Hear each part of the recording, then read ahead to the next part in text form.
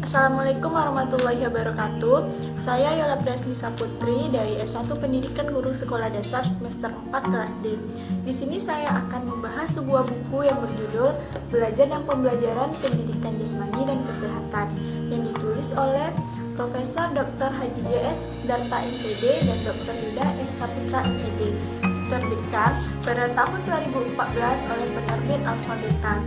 Di sini terdapat 5 bab dan saya akan membahas pada bab pertama yang berjudul Belajar dan Pembelajaran.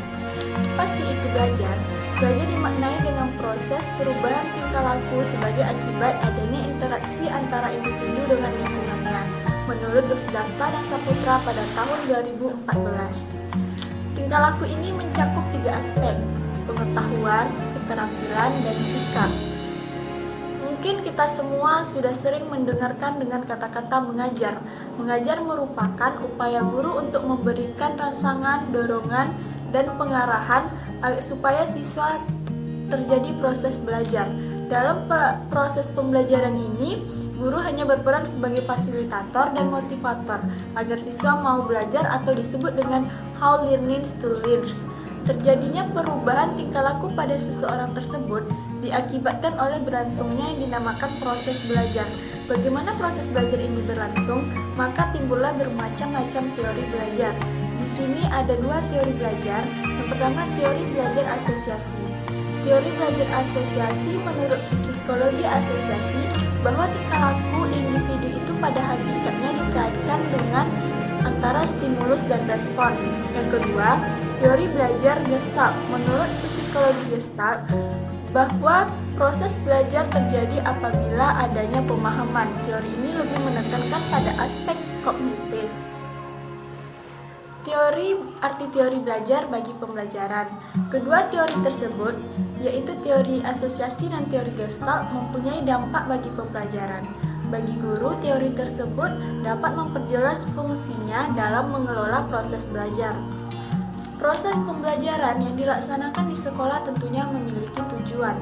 Tujuan proses pembelajaran tersebut dimulai dari tingkatan tujuan ideal sampai tujuan khusus yang konkret dan dapat diukur. Tujuan terukur ini harus dapat dicapai pada tingkat mikrokelas.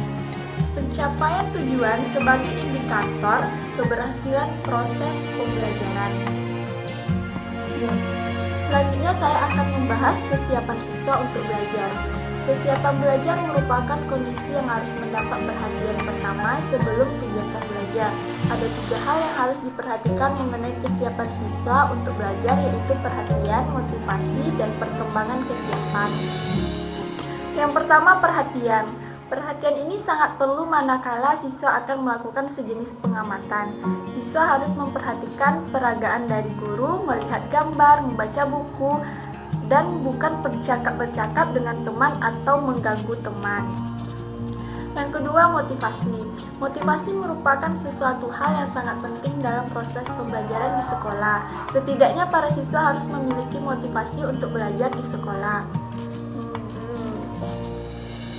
Yang ketiga, perkembangan kesiapan. Dapat atau tidaknya siswa belajar akan ditentukan oleh kesiapannya untuk belajar. Perbedaannya dalam perkembangan kesiapan siswa di sekolah disebabkan oleh perbedaan dalam kemampuan intelektual dan keterampilan motorik yang telah dipelajari sebelumnya.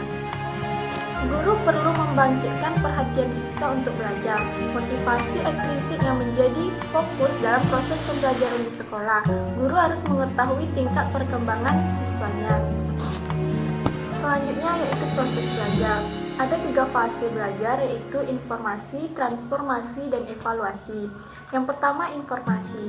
Informasi ini bisa berupa penambahan, penghalusan, atau bahkan ada pula yang bertentangan. Yang kedua, transformasi. Transformasi ini sebagai perubahan ke arah yang lebih kompleks dan luas. Yang ketiga, evaluasi. Evaluasi ini memiliki tingkat perubahan menuju. Selanjutnya, yaitu dasar-dasar proses belajar mengajar. 3 bagian yang terlingkup dalam dasar-dasar proses belajar mengajar, yaitu bagian pendahuluan, bagian inti, dan bagian penutup.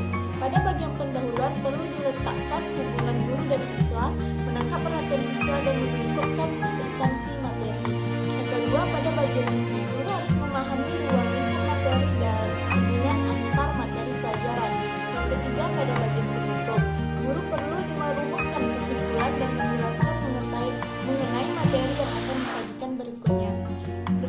presentasi saya